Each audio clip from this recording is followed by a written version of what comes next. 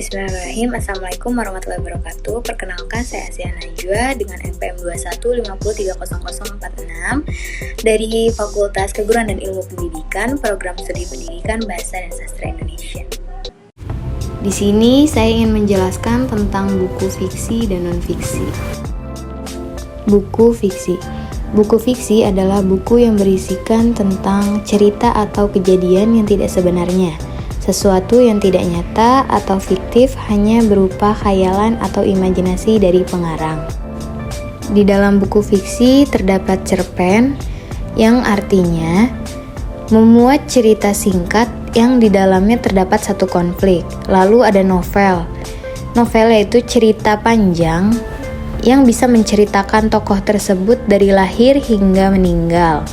Lalu ada dongeng. Dongeng bisa berupa cerita binatang atau raja pada zaman kerajaan dahulu kala. Lalu ada drama. Drama bisa berupa naskah drama yang isinya percakapan tokoh satu dengan tokoh yang lainnya. Drama tersebut bertujuannya untuk dipentaskan. Lalu ada puisi. Contoh pada puisi Aku karya Chairil Anwar. Puisi cara penulisannya itu bait berbait beda dengan novel dan cerpen. Lalu selanjutnya ada komik, hikayat, fabel, mitos, dan cerita rakyat. Non-fiksi.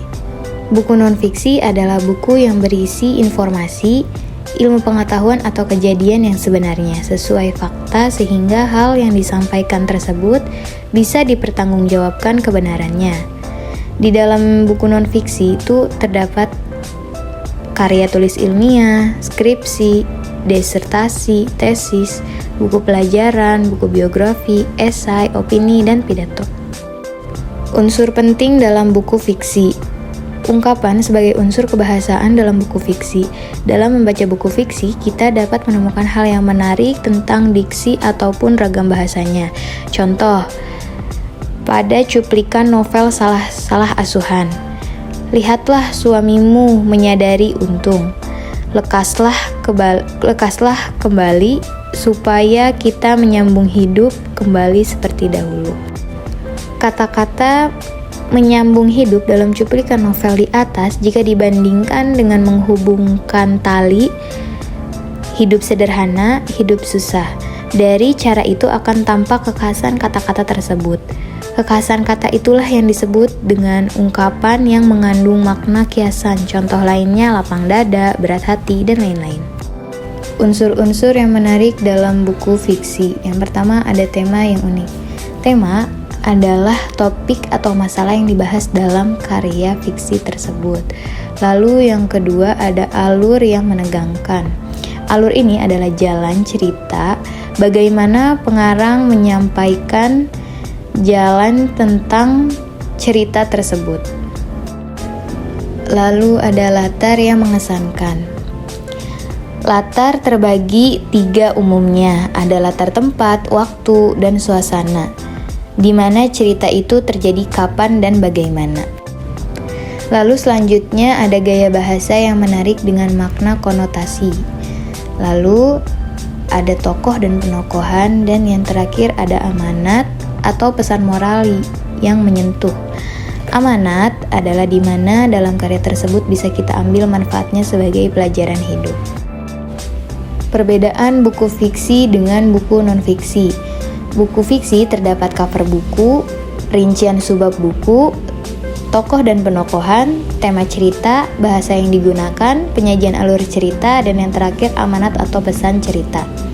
Lalu di non-fiksi terdapat cover buku, rincian subbab buku, judul subbab, isi buku, cara menyajikan isi buku, bahasa yang digunakan yaitu denotatif, dan yang terakhir sistematika penulisan baku atau tetap. Ciri-ciri buku fiksi dan non-fiksi. Fiksi berisi imajinasi dari pengarang, lalu kebenaran yang mutlak, bahasa bersifat konotatif atau bukan sebenarnya. Umumnya karya fiksi menyasar emosi atau perasaan pembaca, bukan logika. Terdapat pesan moral atau amanat, tidak memiliki sistematika yang baku, formatnya sesuai dengan keinginan penulis. Buku non-fiksi, terdapat informasi yang disampaikan sesuai fakta, berbentuk tulisan ilmiah, misalnya makalah, skripsi, tesis, dan lain-lain. Menyampaikan sesuatu secara objektif, menarik, dan sesuai nalar. Bahasanya bersifat denotatif atau sebenarnya. Informasi yang disampaikan ditulis secara jelas dan sistematis. Dan yang terakhir, pemilihan kata dan kalimat yang formal dan baku. Terima kasih, sekian mungkin yang dapat saya sampaikan. Kurang lebihnya mohon dimaafkan. Wabillahi taufiq wal hidayah. Wassalamualaikum warahmatullahi wabarakatuh.